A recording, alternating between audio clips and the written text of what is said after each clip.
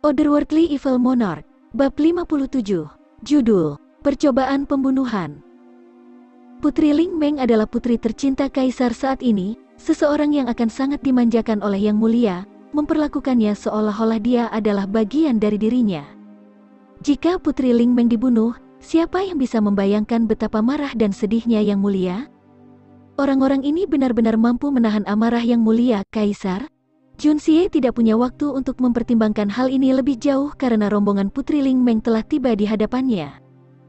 Kedua wanita yang menunggu di depan melihat Jun Moxi berdiri di depan mereka tanpa gerakan apapun, wajah mereka berubah menjadi ekspresi jijik yang ekstrim.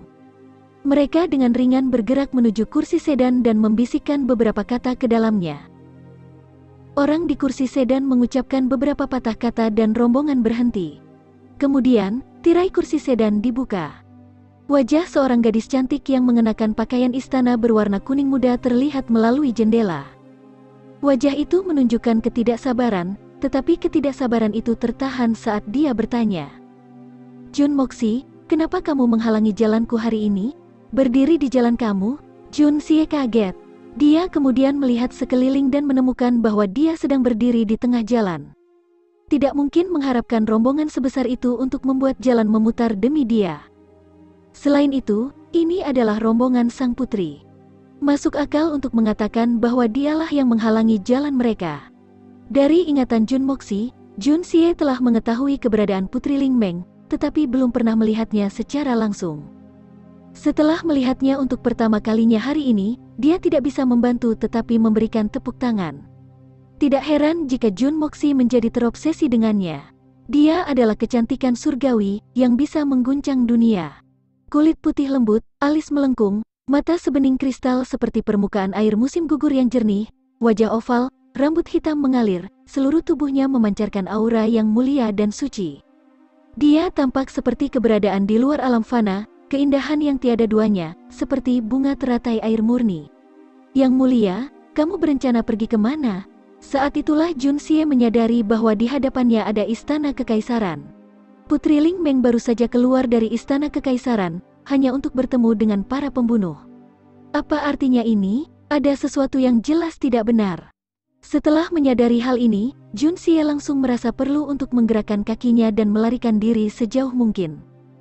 Dengan keadaan keluarga Jun saat ini, tidak bijaksana bagi mereka untuk mengganggu perselisihan internal keluarga kerajaan. Melihat detail pelindung Putri Ling Meng, Junxie menilai bahwa kemampuan mereka untuk membuatnya tetap hidup minimal. Tampaknya kecantikan luar biasa ini akan segera binasa di tangan para pembunuh. Meskipun Junxie merasa sangat disayangkan, dia tidak merasakan keengganan apapun. Lagi pula, melindungi dirinya dan keluarganya adalah yang utama. Oh, aku akan pergi ke kediaman Dugu untuk mencari Xiaoyi. Tuan muda ketiga Jun, beri jalan bagiku. Wajah Putri Ling Meng tetap tenang saat dia menjawab. Ternyata, setelah ditipu hingga kehilangan meteoric iron oleh Junxie, Dugu Xiaoyi menjadi lebih frustrasi saat dia terus mengingat kejadian itu.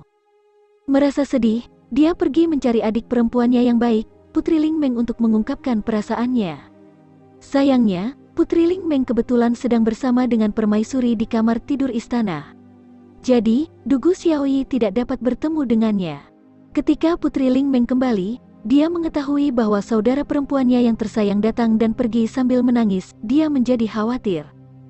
Khawatir sesuatu yang besar telah terjadi, dia segera mengatur untuk pergi ke kediaman Dugu dan mencari tahu apa yang terjadi. Apa sebenarnya yang bisa menyebabkan adik perempuannya yang nakal, namun imut dan cerdas itu menjadi sangat sedih? Siapa yang bisa menduga bahwa dia akan bertemu pelakunya di sini? Jun Moxi. Tentu saja, Putri Ling Meng tidak mengetahui hal ini.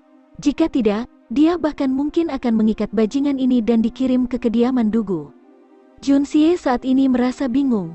Dia tidak bisa merasakan aura memerintah dan mendominasi seorang bangsawan darinya. Sebaliknya, dia merasakan suasana damai. Untuk suasana lembut yang muncul dari seorang putri kerajaan adalah kejadian yang tidak biasa. Dimengerti, Moxi tidak akan mengganggu Yang Mulia lagi, silakan lanjutkan. Junxie memutuskan bahwa akan lebih baik baginya untuk mengurangi satu masalah dan pergi ke samping. Namun, dia memutuskan untuk memberinya peringatan. Dia menatapnya dalam-dalam dan berbicara dengan suara yang dalam. Berhati-hatilah di sepanjang jalan. Faktanya, hati Jun Xie dibingungkan oleh misteri yang lebih besar. Untuk seorang putri kerajaan yang bermartabat, terutama mengingat status Putri Ling Meng, bagaimana bisa detail pelindungnya begitu kecil? Selain itu, tidak ada ahli yang menemaninya sama sekali. Pada saat inilah tingkat perlindungannya paling lemah sehingga upaya pembunuhan akan terjadi. Mungkinkah ada semacam kebetulan di dunia ini? Semakin dia memikirkannya, semakin Jun Xie merasa ada konspirasi besar yang tersembunyi di bawah situasi ini. Seorang pria tidak berdiri di bawah tembok yang runtuh, seorang pembunuh yang luar biasa akan melarikan diri sejauh mungkin. Jun Xie bukanlah orang yang menghargai kecantikan atau manusia yang simpatik. Belum lagi, dia harus mempertaruhkan nyawanya sendiri untuk ini. Dia dengan tegas akan menolak kesepakatan semacam itu. Apalagi mengingat betapa wanita ini hanya memiliki perasaan jijik padanya. Tidak peduli betapa cantiknya dia, meskipun dia adalah kecantikan surgawi, memangnya kenapa? Putri Ling Meng agak terkejut saat dia melihat Jun Moxi. Dari apa yang dia ingat tentang tuan muda ketiga Jun, setiap kali dia melihatnya, dia pasti akan menguntit dan mengganggunya, memanggil kakak, adik. Baginya untuk berbicara dengan cara yang akomodatif hari ini benar-benar langka. Namun, tindakannya akan memungkinkan kedua belah pihak untuk mempertahankan reputasi mereka dan dapat dianggap sebagai hal yang baik. Sang putri kembali ke kursinya dan tirai diturunkan. Memandangnya sekarang, orang hanya akan melihat sosok kabur dari keindahan ekstrim, eksistensi seperti mimpi yang sekilas. Dalam bayang-bayang, seseorang berbicara dengan mendesak. Bos, anak nakal keluarga Jun Moxi tiba-tiba muncul. Apa yang kita lakukan sekarang? Apakah kita menunggu dia pergi atau? Seorang pria bertopeng berbaring di atas atap, matanya bersinar dengan cahaya keemasan. Sempurna. Jangan lewatkan kesempatan ini dan habisi dia juga. Kita akan membiarkan Jun Zantian tua itu menjadi gila juga. Ini akan menjadi hal yang baik. Dimengerti. Jun Xie pindah ke samping saat dia bergumam pada dirinya sendiri. Bahkan jika seseorang memiliki keindahan aromatik dengan proporsi yang menakjubkan, mereka masih akan membusuk setelah kematian. Pada akhirnya, yang tersisa hanyalah tumpukan tulang, hanya sebagian dari tanah di bawahnya. Jun Xie, jangan berhati lembut, berdiri sekarang hanya akan merugikan dirimu sendiri. Jun Xie akhirnya menggelengkan kepalanya dan mulai meninggalkan tempat berbahaya ini. Saat itulah beberapa aura dingin mengunci Jun Xie. Ya Tuhan, sampai sekarang, dia tidak bisa lagi melarikan diri bahkan jika dia mau. Jun Xie bisa merasakan niat membunuh yang diarahkan padanya menjadi lebih tebal, bagaimana mungkin dia tidak mengerti bahwa mereka telah memasukkannya ke dalam daftar target mereka. Bagaimana aku bisa memprovokasi semua orang yang aku temui? Benar-benar bencana yang tak terduga. Apakah ini yang kamu anggap sebagai kerusakan tambahan? Aku hanya seseorang yang kebetulan lewat. Mengikuti perintah, naikkan kursi sedan, rombongan mulai bergerak perlahan. Sejumlah pengawal dari kelompok itu sangat sopan saat mereka membungkuk dengan hormat ke arah Jun Xie sebelum bergerak maju. Pada saat ini, Putri Ling Meng yang duduk di kursi sedan merenungkan kata-kata terakhir Jun Xie. Berhati-hatilah di sepanjang jalan. Kalimatnya ini agak tidak jelas. Tiba-tiba, dia merasakan hawa dingin di hatinya. Mungkinkah Jun Moxi mengetahui sesuatu? Mungkinkah dia mencoba memberi aku peringatan halus? Rasa dingin di hatinya tumbuh saat dia memikirkan tentang ini.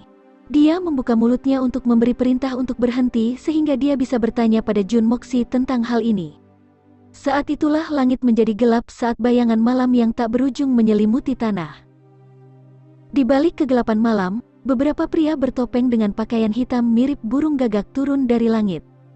Bahkan sebelum mencapai tanah, puluhan bilah tajam melesat ke arah kursi sedan. Mendesah di udara, bilahnya memancarkan cahaya keemasan dan perak.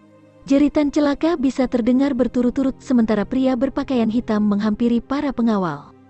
Beberapa pengawal bereaksi dengan berteriak berbarengan, "Lindungi putri!" Masing-masing berdiri membela diri di sekitar kursi sedan, pedang mereka berkilauan di udara. Suara benturan pedang bergema tanpa henti, menyebabkan rakyat jelata yang menggunakan jalan berteriak dan lari untuk hidup mereka. Dua pria bertopeng berbaju hitam turun dari atap dan langsung menuju ke arah Jun Xie. Melihat warna Suan Qi tubuh mereka, mereka berdua adalah ahli Suan Qi tingkat perak. Jun Xie saat ini tidak punya cara untuk mengalahkan mereka, terutama ketika mempertimbangkan identitas mereka sebagai pembunuh.